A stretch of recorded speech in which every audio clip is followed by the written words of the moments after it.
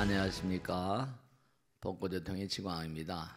오늘도 재미나는 부처님 말씀을 공부하면서 다시 한번 자기의 마음을 돌아보는 그런 시간을 갖겠습니다.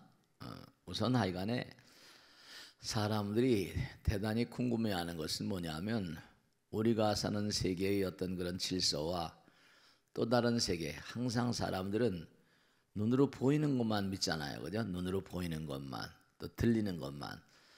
근데 눈으로 보이지 않는 세계와 귀로는 듣지 못하는 그런 세계가 있어요. 특별히 부처님 말씀을 이제 통해서 우리가 다시 한번 깊이 생각하는 거예요. 중요한 건 여기 나오는 대로 이른바 저승의 어떤 그런 재판관들 그리고 저승의 관리들이 있대요. 저승의 관리들 대표적인 존재가 이제 우리가 염라왕 그러잖아요. 지난번에도 공부했죠, 그죠? 근데 부처님 경우에 이렇게 낱낱이 약사경뿐만 아니에요, 그죠? 뭐라고 나오는 거 아니?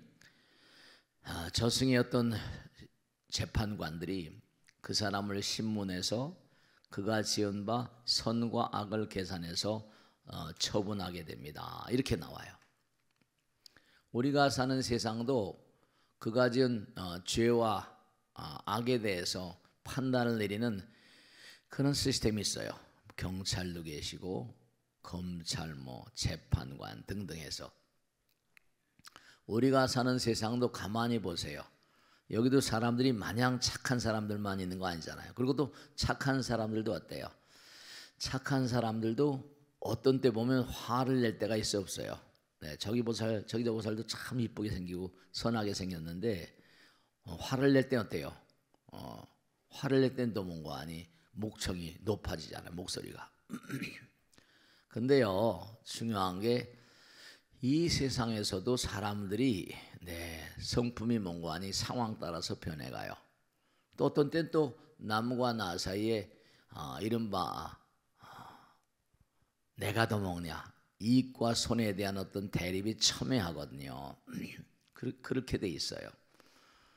그러다 보니까 항상 드리는 말씀 있잖아요. 나와 남 사이에는 경계선이 있다. 마지노선이 있다. 이익의 선과 이른바 말한 내가 이익되게 되면 남이 손해를 본다. 또 남을 이익되게 하면 내가 손해를 본다. 이런 마지노선 같은 게 있어요. 근데 중요한 건 뭐냐면 부처님 말씀에 따르면 처음에 우리 선조들이 저 하늘나라에서 내려올 때는 그때는 하늘을 헐헐 나타냈대요. 광음천. 그리고 우리처럼 이렇게 목소리로 소통을 한 게 아니라 빛으로 이른바 우리가 지금 스마트폰으로 뭔가 소통을 하는 것처럼 빛으로 소통을 했다는 거예요. 그러니까 그때는 무슨 땅에 대해서 헐헐 날아다니니까 이제 다 말씀드릴 수는 없지만 한 자리에서 이 광활한 우주는 우리처럼 이렇게 땅바닥에 발을 딛고 사는 존재들을 지거천이라고 그래요. 땅바닥에 발을 딛고 산다. 그 다음에 이제 뭐냐면 공거천이 있어요. 하늘을 헐헐 날아다니는 존재. 근데 우리는 지금 땅바닥에 발을 딛고 사는 지거천, 땅바닥에 발을 딛고 살면서 내 땅이 여기까지고 네 땅이 여기까지다. 경계선을 짚고 살잖아요. 나와 남의 경계가 있으면요. 부처님께서 왜 무아란 말을 강조하셨나 하면요. 나와 남이 있다 보면 자연히 거기서 이해 상관의 어떤 다툼이 있을 수밖에 없어요. 그럼 그 이해 다툼이 있는데 여러 가지로 그 다툼의 동기가 있잖아요. 그럼 그걸 이제 이른바 말한 판단을 내려줄 사람이 필요하니까 이른바 우리가 사는 세상에 왕이라거나 재판관이 있는데 저승도 마찬가지예요. 여러분들이 우리가 항상 얘기하잖아요. 여기서 살다가 우리가 죽으면 그만이지 이러면 그건 잘못 생각하는 거예요. 우리가 지금도 지선지매하고 항상 정도를 걷는 그런 존재들만 아니거든요. 우리 마음 가운데 누구나가다 마음 가운데 어떤 마음이 있어요? 마음 가운데 항상 나의 이익을 우선시하는 마음이 있단 말이에요. 그럼 자연히 뭐냐면 다툼이 있을 수밖에 없고 그게 이제 쟁송, 재판, 민사니 형사니 이런 게 벌어지는 거예요. 근데 아주 중요한 게 우리가 지금 완전자가 아니기 때문에 이런 우리가 항상 얘기하잖아요. 육신을 벗어내 던지면 된다? 네, 우리는 기절초풍한다 그랬잖아요. 바람이 되고 이 땅을 등지게 되면 또 다른 나라를 가게 돼요. 당장 육신만 벗어내 던지면 우리는 당장 시간과 공간에 저촉을 받지 않습니다. 그러니까 여기도 뭐냐면 재판관인데 저승에는 뭐라? 더욱더 철저한 재판관이 있어요. 그런 존재들은 이른바 말하면 우리의 육신의 어떤 상황을 따지는 게 아니라 마음의 상황을 따지죠. 그러니까 여기서 하나 꼭 먼저 말씀드리고 싶은 건, 스님, 저승의 정말 재판관은 무엇을 바탕으로 재판을 합니까? 네, 그들도 재판하는 법전이 다 있어요. 무슨 법이다? 부처님 법인 거예요. 스스로 마음에 손을 얹고 생각해 봐요. 나는 정말 마음이 착한 사람인가? 나는 정말로 뭔가 그 누가 봐도 정당하고 바른 사람인가? 여러분이 사바세계 살면서 여러분이 사바세계 업무를 어떻게 처리했나 하는 게 다 그게 판가름이 나요. 여러분, 저 실제로 경전에 나온 얘기인데요. 우리가 이 세상을 살면서도 뭐라? 이 세상을 살면서도 새가 있잖아요. 근데 극락에도 새가 있다고 그래야, 새가 있다고 그래요, 없다고 그래요? 극락에도 새가 있어요. 가릉빈가 공명지조라고 그래가지고 새가 있어요. 극락에도 식물이 있다 없다? 식물이 다 있어요. 아름다운 연꽃에 아름다운 연못에 아름다운 연꽃 피고 상품 상생 뭐 상품 중생 아주 쫙 구품 연대가 있어가지고 네, 식물들로 초롱히 다 계세요. 그러니까 여기서 뭔가 아니 착하게 살던 동물이라거나 식물도 있겠다 없겠다 잘 믿어지지 않죠. 우리가 너무 식물과 동물을 함부로 하니까요. 마음대로 살상하잖아요. 네, 경제로 보면 개구리 한 마리도 말이죠. 정말로 많은 사람들이 공덕을 짓는 개구리가 있다네요. 공덕을 짓는 뭐 동물들도 있을 수 있잖아요. 뭐 개가 사람을 살리고 이런 거잖아. 그런 마음이 착한 그런 그 동물도 있다는 거예요. 마음이 착한 동물들, 그런 동물들은 여기서 죽으면요 동물들 천상세계를 간대요. 우리가 사는 세상도 우리가 사는 이 법, 우리가 살면서 유용하게 나라에서 법을 제정하잖아요. 뭐 민법, 형법, 형사법, 뭐 형사소송, 행정소송, 법을 다 84,000 대장경처럼 법전이 있어요. 법전이 있다고요. 근데 그 법전은 법을 만드는데 법철학이라는 게 있어요. 법의 이념, 그 법의 이념은 우주의 이념이죠. 그러니까 부처님 말씀대로 저 세상의 모든 법은 우주적 질서를 담고 있는 거예요. 우리 몸도 보면요, 간, 심, 비, 폐, 신 이러잖아요.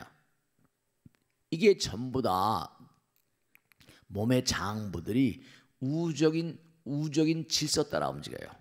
간이, 심장이, 간의 세포는요, 내가 간이니까 내 멋대로 한다? 그럼 그건 죽는 거예요. 간은 간의 일을 열심히 하면서 뭐죠? 온몸의 질서를 다 연구하고 하나만 돼요. 그럼 부분과 전체가 하나인 거예요. 그러니까 우리가 삶을 도모하는데도 우리도 우주의 한 분자이기 때문에 우주적인 질서 따라 살지 않으면 어떻게 돼요? 그건 고장 나는 거예요. 그래서 마음이 걸리고 막 난리잖아요. 마찬가지로 우리가 삶을 도모하는데 이제 계속 공부를 하면 재미난 게 많이 나오는데, 우리가 이 세상을 살면서도 우주적인 질서 따라 살지 않으면 어떻게 될까? 그 사람은 고장 나는 거예요. 그 옛날 말씀 있잖아요.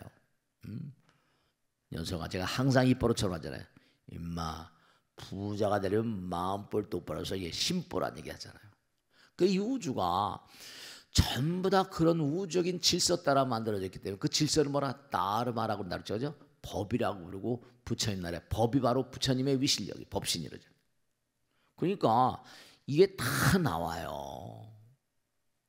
너무 안타까워. 그런 사람들은 죄를 뭐라? 죄는 항상 드린 말씀이요. 죄와 벌은 이꼬르예요. 죄를 지었으니까 벌을 뭐라? 면키가 어려워요. 악행은 뭐라? 징벌이 기다리고 있습니다.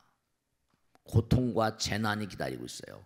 그러니까 항상 우리는 알게 지은 죄, 모르게 지은 죄가 너무나 많이 있기 때문에 항상 참회하는 마음으로 살아야 돼요. 매일매일 참회하는 마음으로. 내가 이건 악이 아닌데 그런 게 아니라 선과 악의 개념은 명확한 게 나보다 남을 배려하고 베풀고 펼치면 그 사람은 행복이에요. 왜 그럴까? 행복이라거나 기쁨과 즐거움의 원천은 뭐라? 그게 선행에서 나오거든. 사랑에서 나온 거야. 선행이라는 것도 사랑의 어떤 같은 맥락이거든요. 내가 상대방을 배려하고 친절하고 자비로운 마음, 사랑의 마음, 그 마음은 나에게 행복을 가져오고 기쁨과 내 즐거움을 가져와요. 그러니까 그 반대, 이른바 말하면 부처님 말씀대로 우리가 삶을 도모하면서 너무 안타까운 게 상대방을 배려하지 않고 나만 우선시하는 거. 그래서 제가 좌표축을 매일 얘기하잖아요. 좌표. 상대방과 나 사이에 가운데 딱 정가운데다가 X축을 그리고요. Y축을 딱 그리면 정가운데 나와 남의 마지노선이에요. 그럼 저 사람을 저쪽 편은 뭐라? 플러스예요. 그럼 내가 자꾸만 저 사람을 배려하면 플러스 점수가 나오고 좋은 점수가 나오고 좋은 점수가 나오는 것만큼 좋은 세상으로 가요. 내가 자꾸만 나를 우선시하면 마이너스 점수가 나오니까 어떻게죠? 점점 악도로 굴러떨어지고 마이너스 점수예요. 상대방 쪽에서 보면 그 사람도 이제 자꾸만 나 쪽을 향해서. 그러니까 행복이라는 건 뭐라? 부처님 말씀에 주려고 마음 먹은, 상대방을 배려하고 친절한 마음 먹는 순간 내가 기쁘대요. 상대방을 배려하는 마음, 친절한 마음, 상대방의 선행을 하는 마음 그 자체가 즐겁대요. 그럼 또 내가 그 사람을 베풀잖아요. 그럼 그 사람이 감사합니다 하니까 뭐라? 정말 그것도 기쁘고요. 상대방이 웃는 얼굴을 보고 다음에 또 두고두고 아유 고맙습니다. 지난해 짜장면 해줘서 고맙습니다. 이렇게 되는 거예요. 그러니까 이게 전부 다 지금 이게 그냥 자연적으로 얘기하는 거잖아요. 전부 다 우리가 세상에 얼마든지 가능한 일들이라고요. 근데 중요한 게 이런 거를 전부 다 놔버리고 그저 나만 잘 먹고 잘 살고 한다. 이거는 벌 받는 일이죠. 행복의 원천, 행복이라거나 기쁨이라거나 즐거움, 이게 다 동의어들이에요. 그런 건 뭐냐? 행복의 원천은 자비와 사랑이에요. 그러니까 부처님께서 항상 자비로우라, 사랑하는 마음을 가지고 살아라. 그래서 행복이 오는 건데 그렇지 않고 나만 잘 먹고 잘 산다, 이건 얘기가 안 되는 거예요. 그래서 저승에서는, 그러니까 여기서도 중요한 거예요. 연주를 한다. 그 연주를 할 때 정말 그게 나의 진심 전력을 다 담아서 정말 아름다운 천상의 소리를 내려고 애를 쓴 사람, 이 사람은 여기 살지만 천상의 음악가니까. 네, 옛날에 빠가닌이라는 유명한 바이올리니스트가 있었는데 이 사람은 뭐라? 소문이 뭐라? 그 사람이 음악을 연주하면 현위에 와서 천사들이 춤을 춘다고 나와요. 너무나 아름다운. 그리고 파가니니가 뭐라? 악마들이 합창이 뭐 그런 거 하면 정말로 천재였나 봐요. 정말 마지막으로 꼭 하나 말씀드리는데, 여러분들이 가정을 이루고 사요. 나는 별로 직업이 없습니다. 근데 뭐라? 남편을 얼마나 헌신적으로 희생적으로 사랑하느냐. 정말 아들 딸들에게 주변 사람들에게 얼마나 아름다운 마음을 행사하는가. 이게 그러니까 그런 마음들을 지닌 사람은 이제 정말 아름다운 마음이니까 천왕, 하늘나라의 천왕의 뭐라?